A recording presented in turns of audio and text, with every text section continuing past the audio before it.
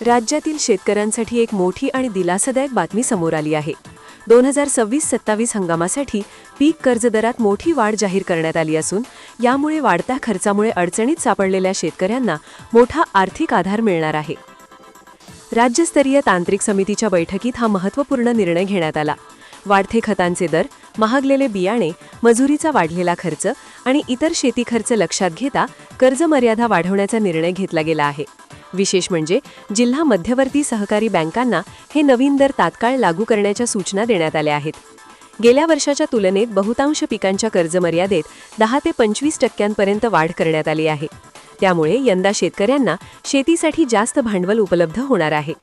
नगदी पिकांना यंदा विशेष प्राधान्य देण्यात आले आहे, त्यामध्ये मोठी वाढ पाहायला मिळते।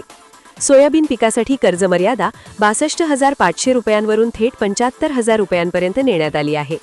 कापूस बागायतीसाठी 70,000वरून 90,000 रुपये करण्यात आले आहेत। ऊस अडसालीसाठी 1,75,000वरून 1,90,000 रुपये करण्यात आले आहेत। द्राक्ष पिकासाठी मोठी झेप घेत 3,75,000वरून थेट 5 लाख रुपये करण्यात आले आहेत। डाळिंबासाठी 1,80,000वरून 2,30,000 रुपये करण्यात आले आहेत। विशेषतः द्राक्षासारख्या उच्च मूल्य पिकांमध्ये सर्वाधिक वाढ करण्यात आली आहे, त्यामुळे बागायती शेतकऱ्यांना मोठा फायदा होणार आहे। अन्नधान्य आणि कडधान्य पिकांनाही यंदा दिलासा देण्यात आला आहे। मका, ज्वारी आणि बाजरी या पिकांसाठी कर्ज मर्यादा 38,000 ते 65,000 रुपयांपर्यंत वाढवण्यात आली आहे। तूर, मूग आणि उडीद या कडधान्यांसाठीही 27,000 ते 65,000 रुपयांपर्यंत कर्ज मर्यादा वाढवण्यात आली आहे। यामुळे पारंपरिक शेती करणाऱ्या शेतकऱ्यांनाही याचा थेट फायदा होणार आहे। भाजीपाला आणि मसाला पिकांसाठीही खास तरतूद करण्यात आली आहे।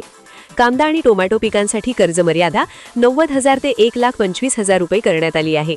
हळद पिकासाठी 1,40,000 ते 1,80,000 रुपये निश्चित करण्यात आले आहेत। आले पिकासाठी 1,10,000 ते 1,60,000 रुपये निश्चित करण्यात आले आहेत। एकंदरीत पाहता वाढत्या शेती खर्चाच्या पार्श्वभूमीवर सरकारचा हा निर्णय शेतकऱ्यांसाठी मोठा दिलासा ठरणार आहे। आता खरी अपेक्षा आहे ती या निर्णयाची अंमलबजावणी वेळेत आणि सुरळीत होण्याची। जर बँकांकडून वेळेवर कर्ज मिळाले तर शेतकऱ्यांची खरीप आणि रब्बी हंगामाची तयारी अधिक मजबूत होईल।